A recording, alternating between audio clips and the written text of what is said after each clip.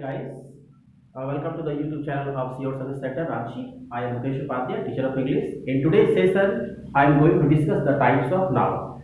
In the previous session, I had taught what is noun, what are the functions of noun. But in today's session, I am going to discuss the types of noun. तो आज के session में हम लोग बात करने वाले हैं नाउन के टाइप्स की. ओल्ड ग्रामेरियंस ने नाउन के जो टाइप्स है उसको 5 टाइप्स में बांटा. Proper noun, common noun, collective noun, material noun, abstract noun. But modern grammarians ने क्या किया है, इन्हें जो नाउन है इनको टोटल 5 को 3 में बांट दिया. आप देख सकते हैं, पहला है प्रॉपर नाउन, दूसरा काउंटेबल नाउन और तीसरा अनकाउंटेबल नाउन. सबसे पहले मैं आप लोगों का एक जो मिसकंसेप्शन रहता है कि नाउन चैप्टर में कुछ है ही नहीं, तो इस मिसकंसेप्शन को आप दिमाग से हटा दीजिए. क्योंकि याद रखिएगा, यहाँ पे जो कलेक्टिव नाउन है इससे कई क्वेश्चंस आते हैं. आपने एग्जाम में देखा होगा कि बैंक का होता है, एसएससी का हो, सीजीएल में अक्सर इससे क्वेश्चंस आते ही आते हैं. तो ये बड़ा इंपॉर्टेंट यहाँ पे हो जाता है. जो कलेक्टिव नाउन है, जो काउंटेबल नाउन का अंतर्गत है, वो बहुत इंपॉर्टेंट है. तो यहाँ पे स्टेप बाय स्टेप हम लोग डिस्कस करने वाले हैं. सबसे पहले यहाँ पे देखिए प्रॉपर नाउन है. हमने बहुत ही शॉर्टकट तरीके से यहाँ पे सारी को एक्सप्लेन करके रखा हुआ है. यहाँ पे पहला प्रॉपर नाउन. प्रॉपर नाउन में क्या बताया जा रहा है, एनी नेम इन पर्टिकुलर, यानी कोई भी नाम जो खास हो. और कॉमन की बात करते हैं तो एनी नेम इन कॉमन. तो एक पर्टिकुलर नाउन होता है, एक कॉमन हो जाता है, यानी नेम. नाउन का मतलब name.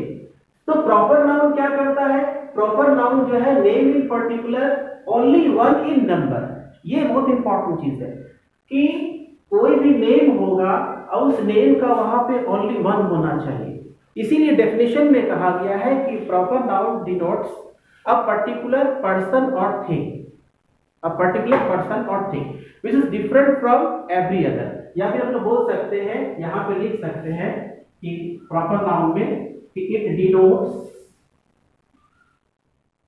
One particular person or thing that is different from every other. यानी प्रॉपर नाउन यहाँ पे डेफिनेशन में देखिए, एक किसी खास व्यक्ति को दर्शाता है और वो जो व्यक्ति को दर्शाएगा वहां पे नेम आएगा, वो पर्टिकुलर में होगा. तो हमेशा याद रखिए, प्रॉपर नाउन संख्या में हमेशा एक ही होता है, हमेशा एक ही होता है. अगर प्रॉपर नाउन को समझना हो तो सबसे पहले हम लोग कॉमन पे चलते हैं. क्योंकि कॉमन में क्या है, एनी नेम इन कॉमन. तो ये यहाँ पे हम लोग चलते हैं कॉमन नाउन पे, कॉमन नाउन, और यहाँ पे लिखते हैं प्रॉपर नाउन. अगर कंसेप्ट यहाँ पे क्लियर करना हो तो आप यहाँ पे क्लियरली समझ सकते हैं कि एक तरफ कॉमन नाउन लिखा है, दूसरी तरफ प्रॉपर नाउन. तो एनी नेम इन कॉमन, तो यहाँ पे हम लोग लेते हैं एनी नेम इन कॉमन, तो यानी ये प्लेयर. तो प्लेयर तो कॉमन नेम हो गया, यहाँ पे कोई भी हो सकता है. अब प्लेयर हो गया, कॉमन नेम हो गया. यहाँ पे पर्टिकुलर नेम क्या हो जाएगा, रोहित शर्मा. ये हमारा पर्टिकुलर हो गया. तो प्लेयर कॉमन का प्रॉपर नाउन क्या हुआ, रोहित शर्मा. नेक्स्ट है टाउन. टाउन हमारा कॉमन नाउन है, एनी नेम. ये कॉमन है, कोई भी टाउन हो सकता है. आप टाउन में रहते हो तो टाउन कोई भी हो सकता है. लेकिन अगर आप टाउन में नेम लेते हो पटना, तो ये आपका पर्टिकुलर हो गया. तो प्रॉपर नाउन क्या करता है, पर्टिकुलर नेम को डिनोट करता है. सेकेंड चीज ये क्या, यहाँ पे हम लोगों ने देखा कि प्रॉपर नाउन एक ही व्यक्ति या वस्तु को डिनोट करेगा, एक से अधिक को नहीं. यानी कहने का मतलब यहाँ पे है, अगर एक ही नेम के पर्सन या थिंग्स अधिक हो जाते हैं तो वहां फिर वो प्रॉपर नहीं होकर के ऑटोमेटिकली वो कॉमन बन जाता है, वो कॉमन बन ही जाता है. तो देख लेते हैं कैसे बनता है.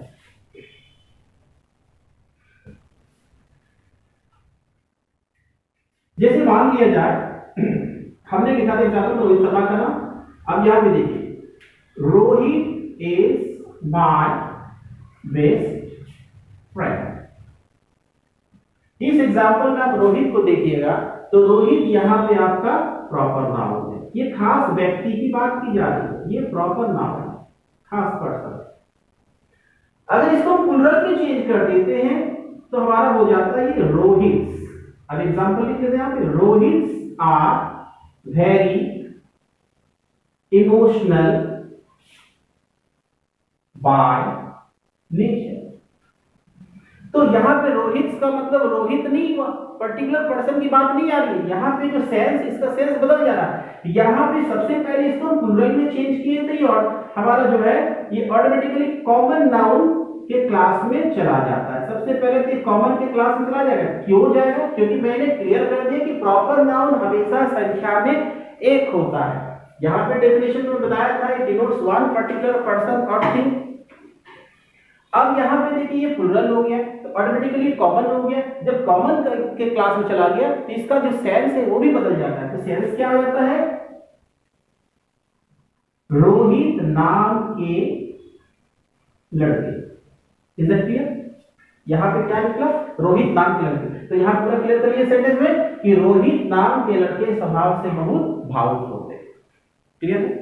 तो इस चीज को हमेशा याद रखिए डियर कि जब भी किसी प्रॉपर नाउन को प्लूरल कर दिया जाता है, यानी संख्या उसकी एक से द नंबर एक्सीड्स वन, एक से अधिक संख्या हो जाती है, तो ये जो है अपने आप कॉमन नाउन के क्लास में चला जाता है, कॉमन नाउन ये बन जाता है। लेकिन याद रखिएगा जो कैपिटल लेटर यहाँ पे है वो स्मॉल नहीं होगा, इस चीज को ध्यान दीजिएगा। क्लियर है?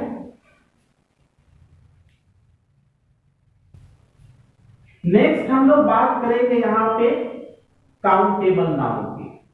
तो जो मॉडर्न ग्रामरियंस ने 3 टाइप्स में जो डिवाइड किया है, प्रॉपर नाउन, काउंटेबल और अनकाउंटेबल नाउन, तो हम लोग काउंटेबल की बात करें। काउंटेबल यानी वैसी चीजें जिसको हम काउंट कर सकते हैं, यानी वे सारी चीजें जिसको हम काउंट कर सकते हैं उसको काउंटेबल में रखा गया है। और काउंटेबल में जो रखे गए चीजें हैं उनमें देखिए 2 नाउन आते हैं, कॉमन नाउन और कलेक्टिव नाउन।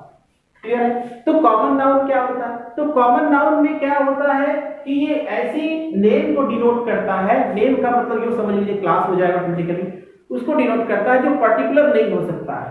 तो हम लोग यहां पे लिख सकते हैं डेफिनेशन में, it denotes no one person और thing in particular, but it is common to any and every person or thing। ध्यान दीजिए डेफिनेशन में क्लियर यहाँ पे कि ये किसी व्यक्ति वस्तु को पर्टिकुलरली डिनोट नहीं करता है। It denotes no one person or thing in particular, but is common to any and every person or thing। यानी एक ऐसा नाम लीजिए जिससे किसी का कई बोध हो सकता है। जैसे मान लिया जाए I saw a boy yesterday, कल मैंने एक लड़के को देखा था। तो लड़का वो कोई भी हो सकता है। I have just seen a player, मैंने अभी एक खिलाड़ी को देखा, तो वो खिलाड़ी कोई भी हो सकता है। तो कॉमन नाउन एक ऐसा नेमिंग वर्ड होता है जिसमें किसी का भी बोध हो सकता है, वो पर्टिकुलर का बात नहीं करता है। क्लियर है? और सेकेंड चीज क्या है, अब यहाँ पे समझ एग्जाम्पल ले लेते हैं। मान लीजिए यहाँ पे बॉय है, काउ है, टाउन। तो ये जो 3 एग्जांपल्स यहाँ बताए गए कॉमन नाउन के हैं। अब यहाँ पे हम इसको प्लूरल में ले जा सकते हैं, बॉयज, काउस, टाउन। तो चूंकि ये सारे काउंटेबल है इसीलिए ये जो है कॉमन नाउन काउंटेबल नाउन के अंतर्गत आता है। तो यहाँ पे अगर नाउन चैप्टर की बात करें तो नाउन चैप्टर हमारा कॉमन नाउन बहुत ज्यादा इंपॉर्टेंट नहीं है। अगर नाउन चैप्टर की हम लोग बात करें तो सबसे ज्यादा इंपॉर्टेंट यहाँ पे हम लोग देखेंगे कलेक्टिव नाउन को, जिसके बारे में ये भी आपका काउंटेबल के अंतर्गत है।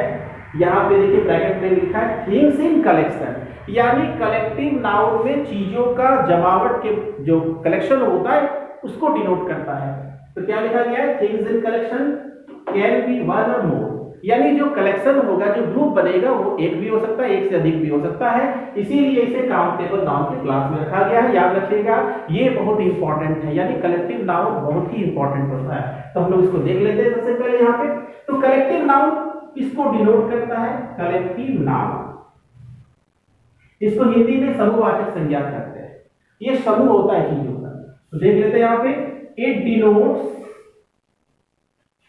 A group or collection of similar individuals taken as one undivided whole और यूनिट। ध्यान दीजिएगा, यहाँ इस डेफिनेशन में आप अगर देखोगे तो पूरा क्लियर समझ में आ जाएगा कि कलेक्टिव नाउन जो है वैसे व्यक्तियों अथवा वस्तुओं के समूह को कहा जाता है जिसमें व्यक्ति अथवा वस्तु किसी न किसी सेंस में एक समान होंगे, सिमिलर होंगे।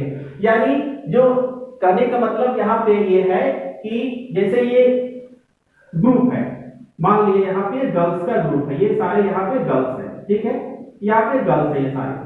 तो गर्ल्स का जो ग्रुप है तो ये कलेक्टिव नाउन किसको डिनोट करता है?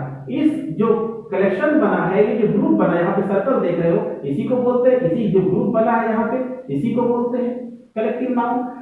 तो यहाँ पे हम लोग देख रहे हैं कि लड़कियों का कलेक्शन बना है, लड़कियों का समूह है, तो लड़कियों के समूह को कहा जाता है बेबी। तो कलेक्टिव नाउन ग्रुप को डिनोट करता है, ग्रुप के कंपोनेंट्स को नहीं। कुल मिलाकर के यहाँ पे जो सारे गर्ल्स जो यहाँ पे देख रहे हो ये ग्रुप के कंपोनेंट्स हैं। कलेक्टिव नाउन कभी भी कंपोनेंट्स के बारे में डिस्कस नहीं करता है, कलेक्टिव नाउन हमेशा कंपोनेंट से बने ग्रुप का चर्चा करता है, ग्रुप को डिनोट करता है। ये चीज तो हो गया। अब यहाँ पे देखिए मैंने कहा कि सिमिलर इंडिविजुअल्स होंगे, जो भी चीजें होंगी वो किसी न किसी रूप में एक समान होंगे। यानी कुल मिलाकर के अगर हम लोग यहाँ पे बात करें, यहाँ पे गर्ल्स का कलेक्शन था, अगर इसमें से एक बॉय आ जाए, इस ग्रुप में एक बॉय आ जाए, तो फिर ये बेबी जो है, ये जो वर्ड बेबी है, बेबी का प्रयोग नहीं होगा, क्योंकि यहाँ पे सिमिलर में एक डिसिमिलर आ गया। गर्ल्स सारे थे, गर्ल्स में एक बॉय आ गया, फिर ये यहाँ पे बेबी नहीं कहलाएगा, ये बेबी नहीं कहलाएगा। ये ठीक उसी प्रकार हो जिस प्रकार मान लिया जाए ये एक हाउस है, यहाँ पे ध्यान दीजिए, ये एक मान लिया राजू है, इनकी वाइफ है, ये ठीक है, इनकी वाइफ है, इनके 2 चिल्ड्रन है, 2 बच्चे हैं। यहां तक अगर देखें तो मेंबर्स का एक ग्रुप बना है, घर के अंदर है, तो ये फैमिली है। लेकिन अगर यहाँ पे राजू के मामा जी को रख दिया जाए, अगर राजू के मामा जी को रख दिया जाए तो क्या ये फैमिली कहलाएगा? नहीं कहलाएगा, क्योंकि यहाँ पे जो कंपोनेंट्स हैं, इन कंपोनेंट्स में ये अनवांटेड हो गया। मामा जी आउटसाइडर है, इसलिए यहाँ पे हम लोग इसे फैमिली का नाम नहीं दे सकते हैं। फैमिली का नाम अगर देना चाहते हैं तो सबसे पहले मामा जी को यहाँ से हटाना पड़ेगा। तो कुल मिलाकर के हम लोग बोल सकते हैं कि कलेक्टिव नाउन वैसी चीजों का कलेक्शन होता है जिसमें की चीजें किसी न किसी रूप में एक समान होती है। एक और एग्जांपल ले लेते हैं, मान लीजिए फाइबर ग्लास है, ठीक है, यहाँ पे deep red rose, jasmine, marigold, ये सारे फ्लावर्स यहाँ पे है, एक रामपुरी चाकू, एक मार्कर है, ठीक है। क्या आप किसी के बर्थडे पे ये आप गिफ्ट के रूप में दे सकते हैं?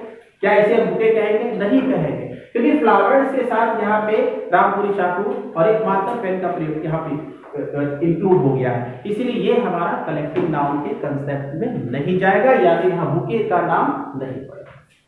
तो कलेक्टिव नाउन चीजों का समूह होता है, चीजों के समूह को कलेक्टिव नाउन कहा जाता है।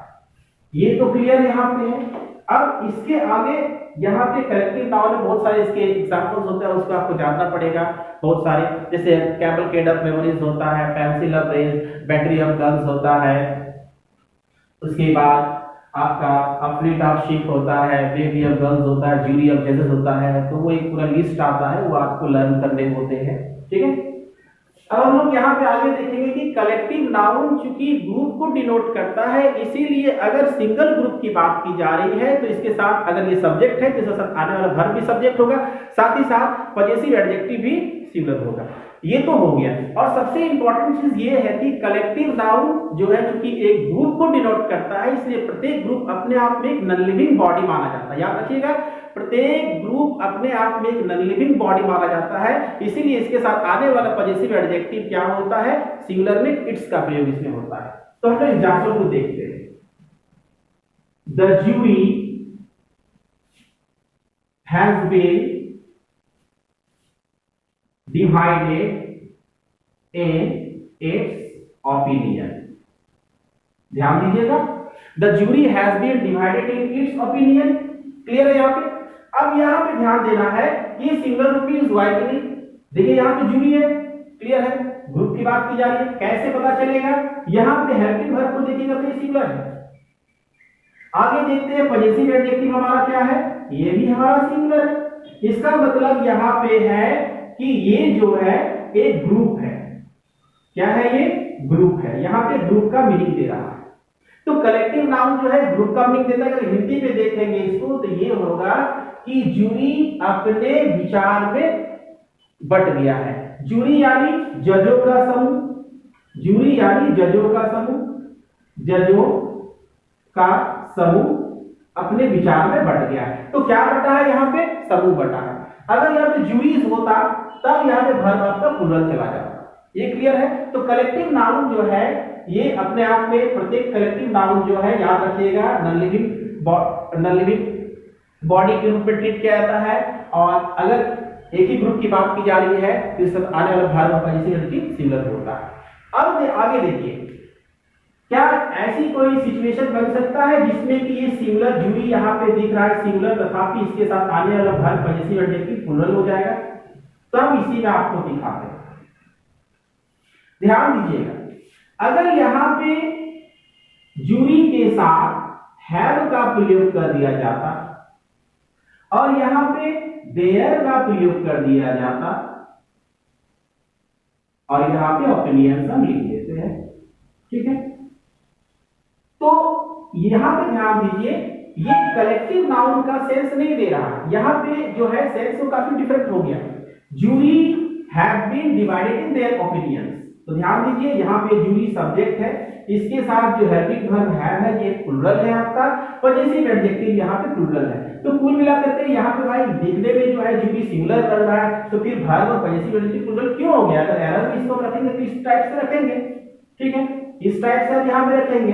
एसएससी के पैटर्न में तो चूंकि ये 4 बॉक्सेस होते हैं, यहाँ पे ये नो एरर यहाँ पे ले लेते हैं 1 2 3 4, ठीक है?